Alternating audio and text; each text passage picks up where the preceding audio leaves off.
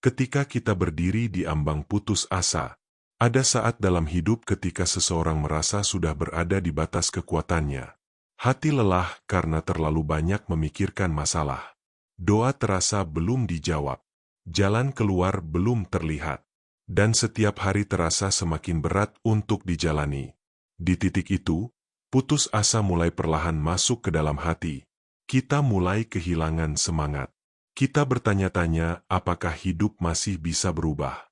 Bahkan kadang kita merasa Tuhan begitu jauh dari pergumulan yang sedang kita hadapi. Banyak orang pernah berada di titik seperti ini. Tetap berjalan, tetapi sebenarnya hati sudah hampir menyerah.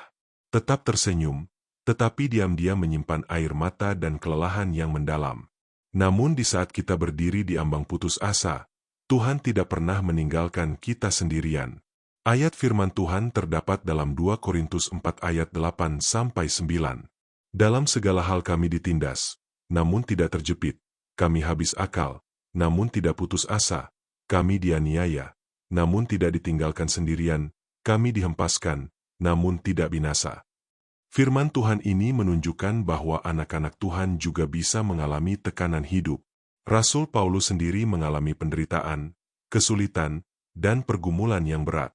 Tetapi di tengah semua itu, ia tetap percaya bahwa Tuhan tidak pernah meninggalkannya. Kadang hidup memang membawa kita pada keadaan yang sulit dimengerti. Ada doa yang belum dijawab. Ada penantian yang terasa panjang. Ada luka yang belum sembuh.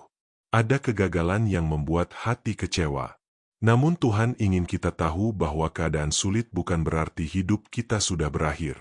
Seringkali justru di titik paling lemah, Tuhan menunjukkan kekuatannya. Ketika kemampuan manusia habis, disitulah kita belajar bergantung sepenuhnya kepada Tuhan. Mazmur 34 ayat 18 berkata, Tuhan itu dekat kepada orang-orang yang patah hati, dan Ia menyelamatkan orang-orang yang remuk jiwanya. Perhatikan bahwa Tuhan tidak menjauh dari orang yang hancur hati. Tuhan justru mendekat kepada mereka yang lemah dan hampir menyerah. Mungkin hari ini ada yang merasa hidupnya terlalu berat. Ada yang sudah lelah menangis. Ada yang merasa tidak sanggup lagi menghadapi hari esok. Tetapi dengarlah, Tuhan masih memegang hidupmu. Tuhan melihat setiap air mata yang jatuh diam-diam. Tuhan mengetahui rasa sakit yang tidak dapat dijelaskan kepada siapapun. Dan Tuhan tidak pernah terlambat untuk menolong anak-anaknya. Kadang pertolongan Tuhan tidak datang dalam bentuk perubahan instan. Tetapi Tuhan memberi kekuatan baru agar kita mampu bertahan satu hari lagi. Tuhan memberi damai di tengah badai. Tuhan memberi pengharapan ketika hati hampir menyerah. Yesaya 41 ayat 10 berkata, Janganlah takut, sebab aku menyertai engkau. Janganlah bimbang, sebab aku ini Allahmu. Aku akan meneguhkan, bahkan akan menolong engkau. Aku akan memegang engkau dengan tangan kananku yang membawa kemenangan. Janji Tuhan ini tetap berlaku sampai hari ini. Kita mungkin merasa lemah, tetapi tangan Tuhan tidak pernah lemah untuk menopang hidup kita. Jangan mengambil keputusan saat hati dipenuhi keputusasaan. Jangan menyerah hanya karena perjalanan terasa panjang.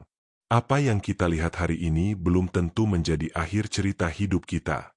Tuhan sanggup membuka jalan yang tidak pernah kita bayangkan sebelumnya. Tuhan mampu memulihkan hati yang hancur dan mengangkat kembali orang yang hampir jatuh. Karena itu tetaplah berharap kepada Tuhan. Tetaplah berdoa meskipun pelan. Tetaplah berjalan meskipun langkah terasa berat. Sebab bersama Tuhan, selalu ada harapan baru bagi mereka yang percaya kepadanya. Mari berdoa. Tuhan, saat hatiku lelah dan aku hampir menyerah, tolong kuatkan aku.